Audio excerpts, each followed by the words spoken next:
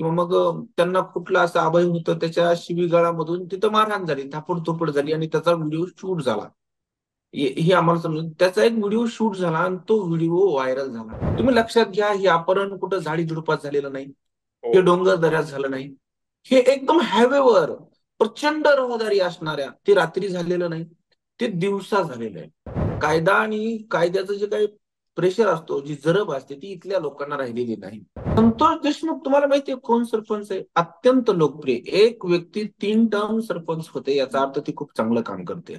पोरांनो, तुम्ही आरोपींची वय माहिती तुम्हाला? एकही 25 वर्षाच्या पुढचा नाहीये. नाही नाही नाही. वाल्मिक कराड यांचा खुनाच्या घटनेत काही संबंध नाहीये. बीडमध्ये एका माजी सरपंचाची ज्या पद्धतीनं अपहरण करून हत्या करण्यात आली, त्यामुळे सगळा महाराष्ट्र हादरून गेलेला आहे. संतोष पंडितराव देशमुख जे मस्साजोगचे माजी सरपंच आहेत आणि सध्या त्यांची पत्नी सरपंच आहे, त्यांचा 9 डिसेंबर रोजी मृतदेह सापडला. आणि या सगळ्या प्रकरणामधले जे तपशील आहेत ते सगळ्या महाराष्ट्राला हादरून सोडणारे आहेत. याच्यामध्ये काही सामाजिक अँगल्स तर आहेतच, पण आपल्या राजकीय संस्कृतीमध्ये खंडणीखोरी जी आहे ती कुठल्या थरापर्यंत पोहोचलेली आहे याचं सुद्धा अतिशय भेदक चित्र जे आहे ते या निमित्तानं दिसतं आहे. महाराष्ट्रामध्ये सातत्यानं बीड जिल्हा चर्चेमध्ये आहे. कुठल्या एखाद्या जिल्ह्याला आपल्याला बदनाम करायचं नाहीये, पण घटना अशा घडतायत आणि त्या घटनांच्या वरती पांघरून अशा पद्धतीने टाकलं जातंय की पुन्हा पुन्हा या सगळ्याची चर्चा जी आहे ती करावी लागतेय. 2 घटना घडलेल्या आहेत. एक घटना 6 डिसेंबरला घडते, त्याच्यानंतर दुसरी घटना 9 डिसेंबरला घडते. एका पवनचक्की कंपनीच्या इथे ज्यावेळी एका वॉचमनला मारहाण होते, त्या मारहाणीच्या प्रकरणामध्ये तो आपल्या गावचा आहे म्हणून संतोष देशमुख तिथं पोहोचतात. त्या सगळ्या प्रकरणामध्ये त्यांच्या पुढाकारानं एक तक्रार दाखल होते आणि त्याचा राग मनात धरून मग नंतर त्यांची अशा पद्धतीनं अपहरण करून हत्या करण्यात आलेली आहे. म्हणजे या घटनेतले जे तपशील आहेत ते इतके भयानक आहेत आणि सोशल माध्यमांच्या वरती संतोष देशमुख यांच्या मृतदेहाचे जे काही फोटो फिरतायत ते बघितल्यानंतर किती क्रूरपणे त्यांना मारहाण करण्यात आलेली आहे हे पण दिसतं आहे. काय नेमकं घडतं आहे बीडमध्ये हे सगळ्या महाराष्ट्रानं समजून घेणं गरजेचं आहे. बीडचा बिहार झालेला आहे असं म्हटलं की बीडच्या राजकारण्यांना राग येतो आणि मग ते इतर जिल्ह्यांची उदाहरणं देत आहेत. पण ही संस्कृती नेमकी कुणी करून ठेवलेली आहे? आणि अशा पद्धतीनं एक प्रचंड बहुमताचं सरकार महाराष्ट्रामध्ये स्थापन झाल्यानंतर गृह मंत्रालय नेमकं आहे कुठे? या सगळ्या प्रकरणामध्ये जे आरोपी आहेत त्यांना तातडीनं कारवाई का होत नाहीये? आणि आपण बघतोय की गेल्या काही दिवसांपासून आधीच आरक्षण आंदोलन असेल, वेगवेगळ्या कारणांमुळं बीडचं सगळं जातीय वातावरण जे आहे ते कलुषित झालेलं असताना पुन्हा अशा पद्धतीच्या घटनांमध्ये सुद्धा जातीय रंग वारंवार येत आहेत आणि हे चित्र जे आहे ते खूप धक्कादायक आहे. त्यामुळं बीडच्या या सगळ्या प्रकरणाची नीट चर्चा करणं आवश्यक आहे. मुख्य माध्यमांच्या मध्ये ज्या बातम्या येत आहेत त्याच्यातले सगळेच तपशील जे आहेत ते थेटपणे तुमच्यापर्यंत पोहोचू शकणार नाहीत, कारण त्याच्यामध्ये बरेचसे आडपडदे जे आहेत ते सुद्धा ठेवले जात आहेत. त्यामुळं आपण या सगळ्या प्रकरणाबद्दल थेट चर्चा करणार आहोत. बीडमधले स्थानिक पत्रकार अ, भागवत तावरे यांच्यासोबत. भागवत तावरे बऱ्याच दिवसांपासून बीडमध्ये ऍक्टिव्ह आहेत, वेगवेगळ्या सामाजिक कार्यांमध्ये सुद्धा त्यांचा सहभाग आहे. कधी राजकीय भूमिका सुद्धा त्यांनी उघडपणे घेतलेली आहे, पण तरी देखील या प्रकरणाबद्दल ते फॅक्च्युअल आणि विशेषतः जी काही तिथली सगळी सामाजिक मांडणी आहे त्या माध्यमांच्या आधारे बोलणार आहेत, म्हणून आपण आज त्यांना बोलतं करणार आहोत. आणि अनेकदा असं होतं की अ, जो लोकल लेवलचा माणूस आहे त्याला जितके तपशील माहिती असतात तितके कदाचित वरती माहिती नसतात. भागवत, ज्यावेळी या हत्येचे मी तपशील बघत होतो तेव्हा मन सुन्न झालं आणि इतक्या वाईट पद्धतीनं ही सगळी हत्या करण्यात आलेली आहे. त्याच्यामध्ये काही राजकीय अँगल्स पण आपल्याला दिसत आहेत. मुळामध्ये सगळ्यात पहिल्यांदा तर आपल्या प्रेक्षकांसाठी थोडक्यात हा घटनाक्रम जो आहे तो काय आहे हे पहिल्यांदा सांग, मग आपण याच्यातली सगळी इतर पात्र, इतर अँगल्स आणि त्याचं राजकीय कनेक्शन याच्याबद्दल बोलू. सगळ्यात पहिल्यांदा घटनाक्रम थोडक्यात. प्रशांतजी, नेमकी घटना अशी आहे की अगदी तुम्ही म्हटल्याप्रमाणे बीडला बिहार नाही तर त्याही पलीकडे बिहारचं तरी आम्हाला काय माहिती आहे. मात्र आता बीडचाच असा एखादा गुन्हेगारीचा ट्रेड सेटअप होतोय का काय? अशा प्रकारे दुसऱ्या जिल्ह्यांना जर काही उद्या क्राईम घडला तर उद्या कोणी म्हणू नये की जालन्याचं काय तुम्हाला बीड करायचं आहे काय? इतक्या इतक्या गतीने आणि इतक्या हृदयद्रावक घटना घडत आहेत. प्रशांतजी, याच्या पलीकडे जाऊन तुम्हाला सांगतो, या घटनेचे परिणाम तर इतके भयानक आहेत, तर त्याचा तर खूप मोठा परिणाम होणार आहे. तुम्ही विचारल्याप्रमाणे घटना एका वॉचमन सोबत झालेल्या धक्काबुक्कीपासून आहे. संतोष देशमुख यांच्या हत्या प्रकरणातले जे आरोपी आहेत, ते आरोपी जेव्हा त्यांच्या गावाच्या नजीक असणाऱ्या, म्हणजे 1 किलोमीटर अंतरावर असणाऱ्या पवन चक्कीच्या जो त्यांचं जे कार्यालय आहे तिथे जी उभारणी चालू आहे, तिथे काहीतरी धक्काबुक्की करत होते. आणि धक्काबुक्की करत असताना मग माझ्या गावच्या सरपंचाला फोन करतो मी, आता नाही का, एवढी लोक झुंडीने पुढे आलेली, हीच घुले वगैरे लोक होती ती, जे सुदर्शन घुले आणि इतर लोक जी या प्रकरणातले आरोपी आहेत, तीच लोक तिथं जेव्हा बर. 6 तारीख, तीच लोक जेव्हा पवन चक्कीच्या त्या कार्यालयावर गेली, मग तेव्हा तिथे मागासवर्गीय समाजाचा तो वॉचमन आहे. आणि मग तो म्हटलं, माझ्या गावातल्या सरपंचाला मी बोलवतो, मला धक्काबुक्की व्हायला लागली तर. आणि मग सरपंच म्हणजे त्या ठिकाणी जाऊन फक्त आपल्या गावातल्या व्यक्तीला मारहाण होऊ नये ही त्याच्या मागची भूमिका होती. मात्र मग त्याच्यामध्ये समोरून शिवीगाळ करण्यात आली, किंवा मग त्यांना कुठला असं अभय होतं, त्याच्या शिवीगाळामधून तिथं मारहाण झाली, थापड झाली, आणि त्याचा व्हिडिओ शूट झाला. ही गोष्ट लक्षात घ्यावी लागेल आम्हाला. सोशल मीडियाचे काय परिणाम होतात, दुष्परिणाम, हे आम्हाला समजून, त्याचा एक व्हिडिओ शूट झाला आणि तो व्हिडिओ व्हायरल झाला. हम्म. तो व्हिडिओ व्हायरल झाल्याच्या नंतर त्यात या आरोपींना असं वाटलं की आमची इगोज वगैरे खूप दुखवते, ते गुन्हा दाखल आहे. 3-4 दिवसाच्या नंतर ते जामीन झाल्याच्या नंतर बाहेर येतात. आणि मग आमचा जो अपमान झालेला आहे, आम्ही त्या कंपनीच्या तिथे गेलो आणि आम्हालाच तिथे धक्काबुक्की झाली, आणि आम्ही त्या वॉचमनला किंवा आम्हाला जे अपेक्षित करायचं होतं ते आम्ही न करता परतलो, याचा राग मनात धरून त्यांनी दिवसा ढवळ्या 9 तारखेला संतोष देशमुख यांचं अपहरण केलं. तुम्ही लक्षात घ्या, हे अपहरण कुठं झाडी झुडपात झालेलं नाही, हो. हे डोंगर दऱ्यात झालं नाही, हे एकदम हायवेवर प्रचंड रहदारी असणाऱ्या, ते रात्री झालेलं नाही, ते दिवसा झालेलं आहे. म्हणजे मला या ठिकाणी संतोष देशमुख यांच्या हत्येच्या निमित्ताने इथं आमच्या पोलीस प्रशासनाची जी जरब असते, त्या जरबेची किती मोठी थट्टा आहे. तिची हत्या झाली तिथं. कुणाला तरी असं कसं वाटू शकतं की एक लोकप्रतिनिधी आम्ही उचलून घेऊन जाऊ शकतो? हा कॉन्फिडन्स किंवा हे अभय कुठून येतं त्यांना? म्हणजे हे बरोबर. मुळात आ, प्रशांतजी, याच्यामध्ये जात आणि राजकारण याच्या पलीकडे जाऊन आम्ही ही घटना समजून घेतली पाहिजे. उद्या हम्म. कोणी असेल, आणि अशाच प्रकारचे सानप नामक एक व्यक्ती येतं, याच बीड जिल्ह्यामध्ये 2 दिवसापूर्वी त्यांचंही अपहरण करून त्यांची हत्या झालेली आहे, असा एक आरोप आहे. हम्म. म्हणजे मुळात याच्यामध्ये जात हा सुद्धा फॅक्टर नाही, मात्र बरोबर. इथल्या मानसिकतेला पोलिसांचं भीतीच राहिलेली नाही. कायदा आणि कायद्याचं जे काही प्रेशर असतो, जी जरब असते, ती इथल्या लोकांना राहिलेली नाही. आणि या हत्येच्या पाठीमागची जी कारण मीमांसा आहे, आमच्याकडं मुंबई पुण्यासारखी पैसे नाहीत, म्हणजे कमी वेळेमध्ये कमी भांडवलात पैसे कमवायचे जी काही मार्ग असतात का, ती आमच्याकडे अजिबात नाहीत. एक तर ऊसतोड कामगारांचा हा जिल्हा आहे. बरोबर, अशा पूर्वीपासूनची ती परिस्थितीमध्ये ओळख. अशी परिस्थितीमध्ये एक पवन चक्कीच्या कंपन्या आमच्याकडे येतात, आणि त्या मात्र इथं आमच्याकडं प्रोटेक्शन मनी, ज्याला तुम्ही मुंबई पुण्याकडे म्हणता, तो प्रोटेक्शन मनी इकडं ते प्रोव्हाइड करतात. ते काय आजकाल करत नाहीत, आल्यापासून ते करतात. आणि मग आमच्याकडल्या राजकीय बेल्टला एक सवय लागली. आमच्याकडे एक तर वाळू, गुटखा, अशा प्रकारची जर काही शॉर्ट पिरियड मध्ये पैसे कमवण्याची जर मार्ग सोडली, तर दुसरा मार्ग नव्हता, त्यात हे पवन चक्की आलं. आणि मग प्रत्येकांना, रिकाम्या लोकांना, प्रत्येकांना असं वाटलं की आपण बेरोजगार आहोत, आपल्याला काही काम नाही, मग आपण एखाद्या राजकीय वरद घेऊन एखाद्या या कंपनीच्या लोकांना प्रेशर केलं तर 2-5 पैसे मिळतात. ही एक स्पर्धा आहे. आणि या स्पर्धेमध्ये प्रत्येक पॉलिटिकल बेल्टचा एक एक कार्यकर्ता स्वतःला स्टॅब्लिश करण्याचा प्रयत्न करतो. त्या प्रयत्नात घुले आणि त्यांचे मित्र त्या कंपनीच्या कार्यालयामध्ये गेले, तिथल्या वॉचमनला मारहाण शिवीगाळ करू लागले. तिथल्या वॉचमननी त्यांच्या सरपंचाला बोलावून घेतलं, त्यांच्या सरपंचानी त्याला मदत करण्याच्या मध्ये व्हिडिओ शूट झाला, तो बरोबर. व्हिडिओ व्हायरल झाला, त्याचा इगो दुखवला, आणि त्याच्यातून आम्ही अपहरण करून एका व्यक्तीची हत्या केली. असा हा बरोबर. सिक्वेन्स आहे. नाही, सगळ्यात भयानक म्हणजे हे आपण एकतर बीडमध्ये उद्योगधंदे नाहीयेत, त्याच्यामध्ये बेरोजगारी, ह्या सगळ्या समस्या आहेत आणि उद्योग आल्यानंतर पुन्हा त्याचं कशा पद्धतीने एका खंडणी संस्कृतीमध्ये रूपांतर होत आहेत आणि पुन्हा गुन्हे वाढत आहेत. म्हणजे उद्योग यावेत की न यावेत अशी परिस्थिती त्याच्यातनं दिसते. पण संतोष देशमुख यांच्याबद्दल म्हणजे इतका राग असण्याचं कारण काय? म्हणजे की आपण सोशल माध्यमांमध्ये जे डिटेल्स येत आहेत ते खरे आहेत का?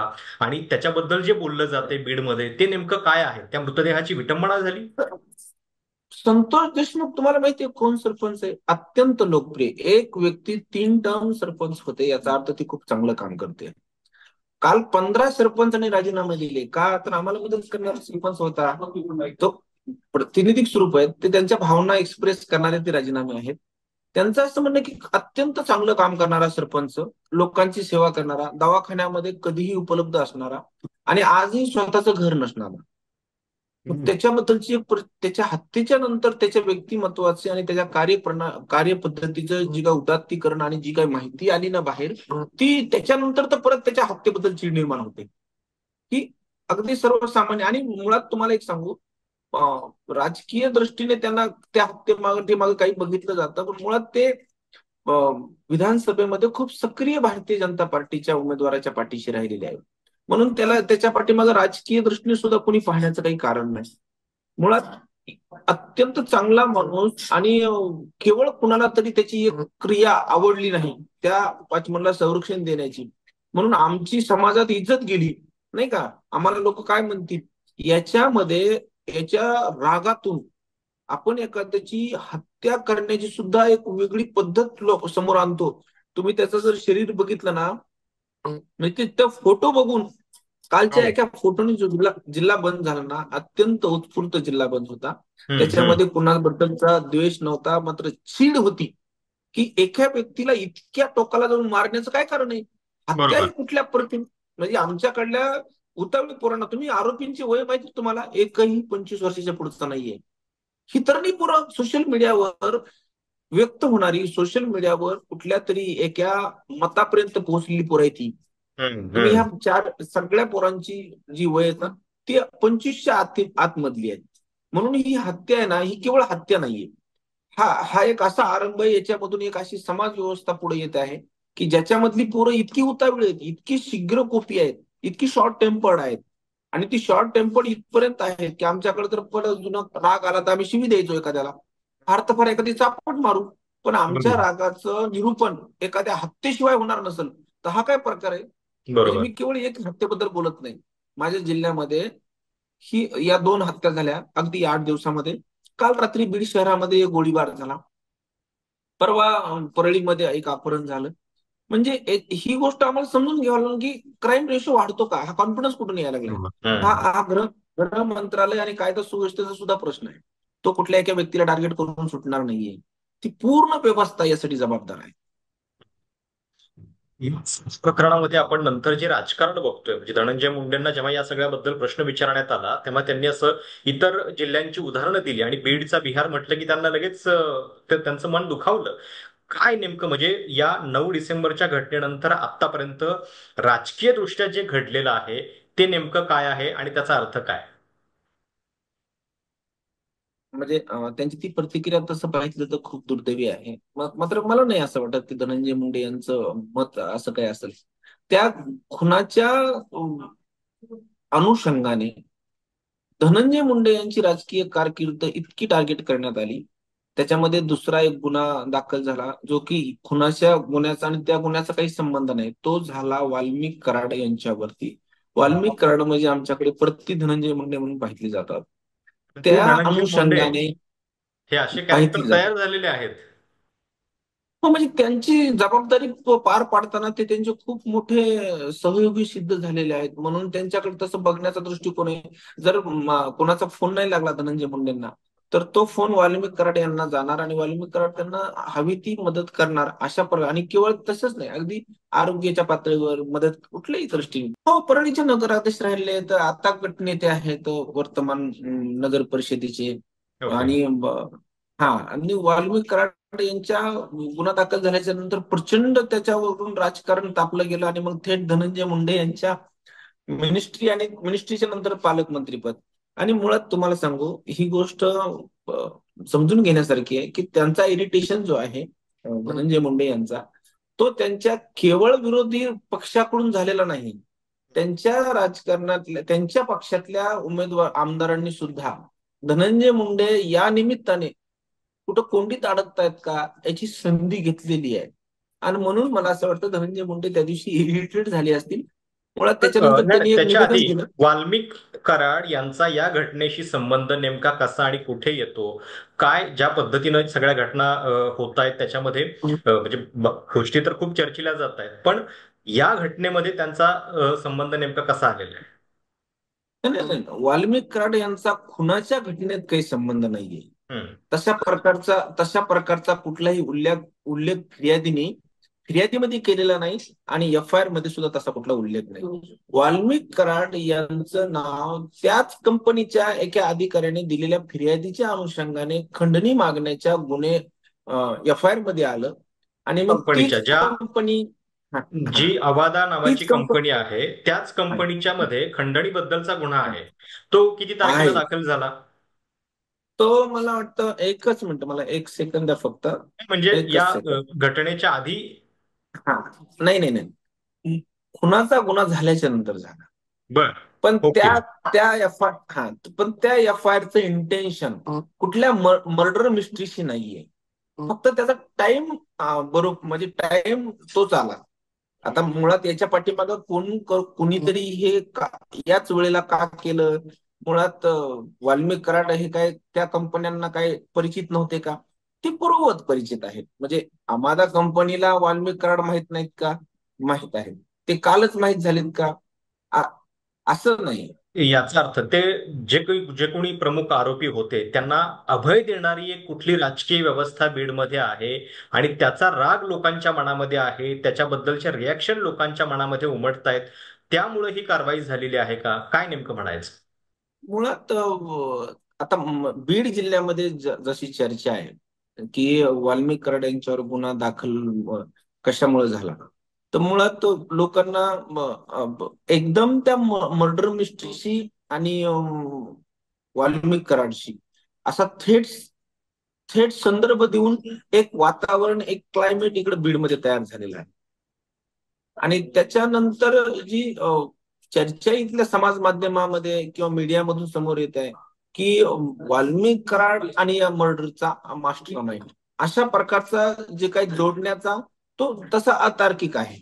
तसा कुठलाही संबंध तसा कागदावरही देता येत नाही. त्या घटनेशी त्यांचा कुठं संपर्कही आलेला नाही. मात्र तशा प्रकारचं प्रेझेंटेशन करून त्यात दोन दोन फाका बीडमध्ये पाहायला मिळतो. या प्रकरणामध्ये चाटे नावाचे एक ग्रहस्थ आहे ज्यांचा उल्लेख झाला. म्हणजे मी काही राजकीय नेत्यांच्या मुलाखती बघत होतो, त्याच्यामध्ये ते असं सांगत होते की एक पीआयला फोन गेला. महाजन नावाचे कोणी पीआय आहेत त्यांना एक फोन जातो आणि त्याच्यानंतर मग त्या सगळ्या संदर्भातल्या गोष्टी ज्या आहेत त्या होत आहेत. तर हा जो काही प्रकार आहे, म्हणजे हा चाटे नावाचा ग्रहस्थ नेमका कोण आहे, त्याची पार्श्वभूमी काय आहे, याच्याबद्दल पण थोडंसं सांग. चाटे चाटे हे जे आहेत ते राष्ट्रवादी पक्षाचे तालुकाध्यक्ष आहेत. आणि ते वाल्मिक कराड यांचे सख्खे मावस भाऊ आहेत. बरं. म्हणजे काही विश्वासाची कामं असतील, काही जबाबदाऱ्या असतील, तर केज तालुक्यामधल्या बहुतांशी जबाबदाऱ्या ह्या चाटे यांच्याकडेच वर्ग होतात, वाल्मिक कराड यांच्याकडून, अशी चर्चा आहे. मात्र वाल्मिक कराड यांनी या संदर्भात, म्हणजे मर्डर मिस्ट्रीच्या संदर्भामध्ये त्यांचा कुठे रोल आला आहे असं कुणीही आरोप केलेला नाही. हा फक्त समाज माध्यमातला रोख आहे. त्यांच्यावरचा आरोप हा खंडणी वसूल करण्यासाठी चाटे यांच्या माध्यमातून प्रेशर केला गेला. हम्म.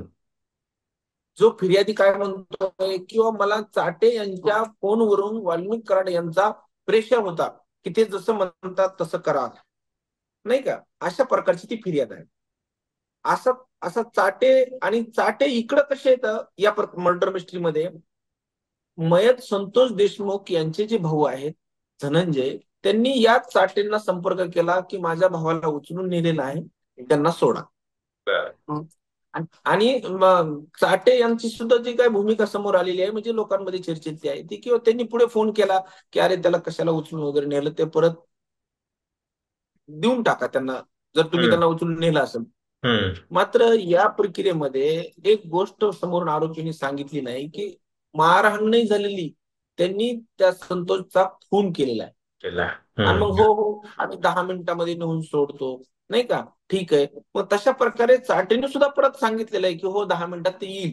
आणि मग नेमकं त्या काळामध्ये 10 मिनिटांमध्ये जे आढळून आलं ती माझी डेड बॉडी होती. अत्यंत निर्गण, अत्यंत अमानवीय, मारहाण करून साहजिक आहे की असलेली हे डेड बॉडी. कृत्य ज्या लोकांनी केलं आणि ज्या अर्थी एखादी कंपनी येते तिथं जाऊन अशा पद्धतीनं खंडणी वसुलीसाठीचा एक तो प्रयत्न होता, तो आपला हाणून पाडला, त्याच्यानंतर जे काही राजकीय वैमनस्य असेल, पण मुळामध्ये या सगळ्याला पाठीशी घालणारी, त्याला अभय देणारी कुठली तरी एक व्यवस्था असल्याशिवाय या टोकापर्यंत लोक जाणार नाहीत. त्यांना माहिती आहे की आपलं हे कृत्य जे आहे त्याला पाठीशी कोणीतरी घालणार आहे, किंवा मुळामध्ये ज्या लोकांच्या आश्रयामुळे ही सगळी संस्कृती उभी राहिलेली आहे त्याचीच ही फळं आहेत. त्यामुळं असं आपण म्हणजे केवळ त्या कुठल्या एका रागातून त्यांची वय कमी आहेत म्हणून त्यांनी केवळ क्रिमिनल मेंटॅलिटीतनं हे केलेलं आहे असं काही मला वाटत नाही. म्हणजे त्याच्या अवतीभोवती एक सिस्टीम आहे, ज्या सिस्टीमने त्यांना या सगळ्यासाठी अभय दिले. प्रोत्साहित केलं.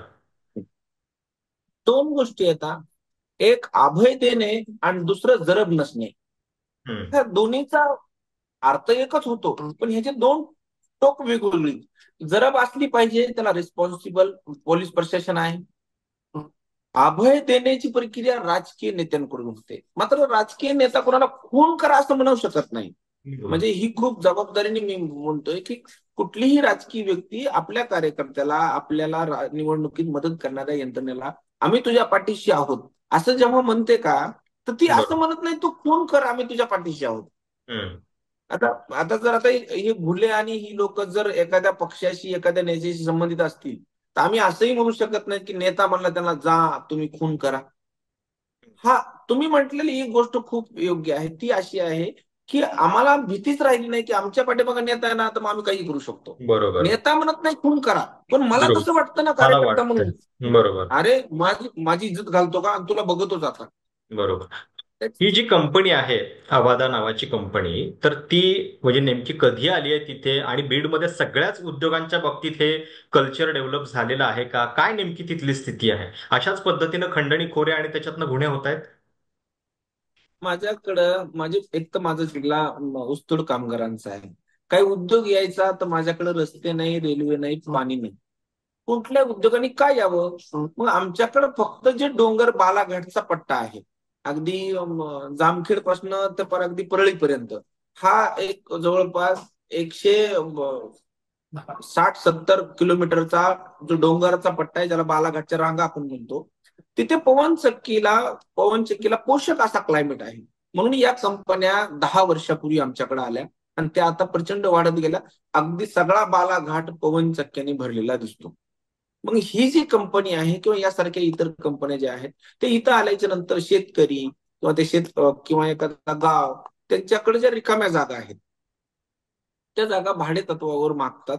आणि मग याच्यामध्ये जो त्यांचा संबंध येतो, मग इथल्या जिल्हा प्रशासनाशी येतो, इथल्या हम्म. राजकीय लोकांशी येतो. आणि मग जसं मुंबई पुण्याकडे तिथल्या उद्योगाला प्रोटेक्शन मनी नावाचा प्रकार होता, तो डेव्हलप झाला. आमच्याकडे पुरं रिकामी, नोकऱ्या नाहीत, कामं करायची नाहीत. सोशल मीडियामुळे तर आता साधी कामं करायची आम्हाला आवडच नाहीये. म्हणजे ऊस तोडायला जायचं आमचे बाप जाता, आता आमच्या तरुण पोराला ऊस तोडायला कुठे जावं वाटतं. मग ही अशा प्रकारची काही कुठे होतात. बरं, असं नाही झालं यात पैसे देतात कंपन्या, पण कंपन्याचे पण काहीतरी एक्सक्युजेस असतात, त्यांच्या तरी काहीतरी चुका असतात. आणि म्हणून ते पण त्यांनी सवय लावलेली ही, कुणीतरी 1 रुपया दिलेला आहे, या कंपनीने सुद्धा प्रोटेक्शन मनी दिलं असेल का? यांनी दिलेला आहे. हम्म. हम्म. आणि म्हणून ही सवय लागलेली. हा बरोबर. वाद पण आहे ना. आता तुम्ही तुम्ही आणि मी, माझ्या गावामध्ये पवन चक्की स्टँड होत आहे आणि तुम्ही दुसऱ्या गावातून येऊन तिथं प्रोटेक्शन मनी मागताय. हम्म. जर प्रोटेक्शन मनी हा जर रूल असेल, तर त्यात ते मला पाहिजे. मग माझ्या हम्म. गावात ती पवन चक्की आहे. हम्म. हा वाद इतका डिटेल मध्ये गेल्याच्या नंतर आपल्याला कळतो. आणि सगळ्यात भयानक म्हणजे या सगळ्या घटनेचे सामाजिक परिणाम सुद्धा दिसत आहेत, कारण याच्यामध्ये पुन्हा तो जातीय अँगल सुद्धा आलेला आहे. म्हणजे आपण आरक्षणाच्या सगळ्या चळवळीनं, त्या आंदोलनानं जे काही झालंय ते आपण बघतोच आहोत. लोकसभा निवडणुकीच्या वेळी कशा पद्धतीनं बीडची स्थिती झालेली होती त्याच्या बातम्या आम्ही ऐकत होतो. आता या घटनेमुळे ते कसं, म्हणजे किती वातावरण गढूळ झालेलं आहे. मला मला माफ करा, पण हत्या ही हत्या असते. आम्ही सारे जगाला सांगत आलो किंवा हम्म. दहशतीचा धर्म नसतो. हत्येचं काय, किंवा खुनी हा खुनीच असतो, त्याला जात नसते. हम्म. मात्र या प्रकरणामध्ये ज्या दिवशी घटना घडली त्या दिवशी मनोज जरांगे पाटील आले, आणि मनोज जरांगे पाटील मस्साजोगला आल्याच्या नंतर त्यांचं स्टेटमेंट असं होतं की आमची मराठ्यांची पोरं काय कापणार आहात का. आणि मग त्यात जाती अँगल आला. मुळात हत्येला जातीच्या दृष्टीने बघायला नकोच होतं. मात्र बरोबर. जरांगे यांच्या आल्यामुळे आणि जरांगे यांच्या वक्तव्यामुळे ती थेट हत्या न राहता मराठा हत्या झाली. हम्म. आणि मग आमच्याकडं गेली 2 वर्षामध्ये जात म्हणलं की मग आम्ही सगळा विवेक बाजूला ठेवायचा आणि मग त्या अँगलने बघायचं. मग कम्प्लीट संतोष देशमुख ही सरपंच काम करणारा मुलगा, अत्यंत चांगल्या स्वभावाचा, सगळ्याशी संबंधित असणारा राहिला नाही. तो झाला मराठ्यांचा. हम्म. आणि मग तो मराठ्याचा झाला की मराठा म्हणून ज्यांची ज्यांची मनं मागं दुखवलेली आहेत आणि सगळे हा जो त्याच्यात आपले तेढ निर्माण हितसंबंध झाला, शोधतात. आणि मग ती हत्येच्या बाजूनी नाही, हत्येच्या एकदम समोरच्या टोकाला गेलेली दिसतील तुम्हाला. तर हम्म. किती दुर्दैव आहे. तुमच्या जातीय द्वेषामुळे हत्येच्या समर्थनामध्ये लोक जाऊ शकतात. हो. हे एक अत्यंत विदारक चित्र आहे. हत्येच्या पलीकडची वाईट गोष्ट आहे ही. बापरे. म्हणजे म्हणजे अशा बीड पद्धतीचे मोर्चे वगैरे निघाले, काय झालं नेमकं? बीडमध्ये आता हत्या आणि हत्येचा पुढचं असं दोन फाका आहेत, सरळ सरळ. ते आता त्याला निकाश आधार जो आहे तो जात आहे. जात आहे, ही किती वाईट गोष्ट आहे. म्हणजे याच्यामध्ये वाल्मिक कराड यांच्यावर गुन्हा दाखल झाला, ती वंजारी अस्मिता तयार होते, आणि हत्या ही मराठा अस्मिता तयार होते. मुळात वाल्मिक कराड यांच्यावरचा गुन्हा चुकीचा असेल तर त्याची मागणी योग्य आहे तर तो मागे घ्यावा. बरोबर. मात्र तो गुन्हा मागे घेण्याचा विषय आहे. ही कंप्लीट हत्या एक माणूस या जगामधून संपवला हम्म. गेलाय. त्याची हम्म. लेकरं अनाथ झालेली आहेत. बरोबर. आणि ज्या पद्धतीने मारलं ना, त्यावरून मारेकरांची एक पाशवी, एक राक्षसी वृत्ती समोर येत आहे. ती कधी बरोबर. डेव्हलप झाली. बरोबर. आता या प्रकरणाचं आता या क्षणाचं स्टेटस नेमकं काय आहे? याच्यातले सगळे आरोपी पकडले गेले आहेत का? आणि जे काही या राजकीय विधानं होत आहेत त्याच्यातनं पुढे काय होईल असं वाटतंय? शेवटचा प्रश्न. या या या या प्रकरणामध्ये 3 आरोपी अटक आहेत. रेकॉर्डवरची 6, आणि बरं. काल IPS मीना यांनी खासदारांना माहिती देत असताना 7 आरोपी म्हटलेले आहे. म्हणजे आणखी 4 आरोपी फरार आहेत. याचे परिणाम राजकीय जर म्हणाल तर या घटनेच्या अनुषंगाने धनंजय मुंडे यांचा पार अगदी अभिमन्यू करण्याचा प्रयत्न त्यांच्या स्वतःच्या पक्षातल्या आमदारांकडून होतो आहे. किंबहुना त्यांच्या अत्यंत निकटवर्तीय त्यांच्या नात्यामधल्या मोठ्या नेतृत्वांकडून सुद्धा धनंजय मुंडे यांना या प्रकरणाच्या अनुषंगाने एकाकी पाडलं जात आहे का, आणि जर पाडलं जात असेल तर या अनुषंगाने आपला काय राजकीय लाभ होऊ शकतो, असे सुद्धा काही आज समोर येत आहेत. अगदी स्पष्ट बोलायचं म्हटलं तर पंकजा मुंडे यांनी जे स्टेटमेंट केलं होतं की माझ्या कुठल्याही कार्यकर्त्याकडून कुणालाही कधी नख लागलेलं नाही, याचा अर्थ थेट वाल्मिक कराड यांच्याकडे अंगुली निर्देश आहे तो, आणि धनंजय मुंडे यांच्याकडे सुद्धा याचा अन्वय अर्थ तसाच आहे.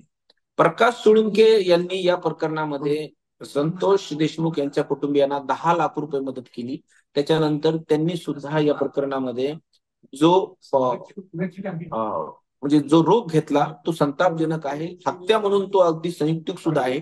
मात्र त्यांच्या भूमिकेत सुद्धा धनंजय मुंडे यांचा राजकीय आकस आहे का, अशा प्रकारची शंका सुद्धा येते. सुरेश धस यांनी सुद्धा या प्रकरणामध्ये येऊन भारतीय जनता पार्टीकडून जर पालकमंत्री पद, तुम्हाला माहिती आमच्याकडे पोस्ट व्हायरल होते की आपण अजित पवारांकडे जाऊया 500 गाड्या घेऊन आणि सुरेश धस यांना पालकमंत्री करा, अशा प्रकारची विनवणी करूया.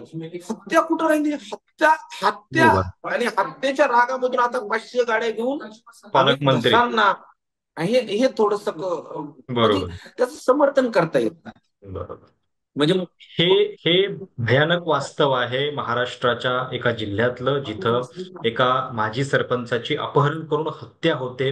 त्या हत्येच्या पाठीमागं कसं राजकीय संस्कृती आणि ती खंडणीखोरीचं वातावरण आहे, सगळं हे आपण तर बघितलंच. पण हत्येनंतर ज्या पद्धतीनं त्याला जाती अँगल दिले जात आहेत, त्याच्यातनं वेगवेगळे हेतू आपले जुने हिशोब वसूल केले जात आहेत, ते पण सगळं भयानक आहे. आणि म्हणून हे सगळं प्रकरण जे आहे ते आपण तपशीलवार इथं चर्चिलेलं आहे. भागवत, खूप खूप धन्यवाद तुमच्या या सगळ्या चर्चेबद्दल. ही चर्चा तुम्हाला कशी वाटली आणि या बीडच्या सगळ्या प्रकरणाबद्दल तुमची मतं काय आहेत, तुम्हाला काय नेमकं वाटतंय ते कमेंट्समध्ये कळवायला विसरू नका. चॅनल सबस्क्राईब देखील करा. धन्यवाद.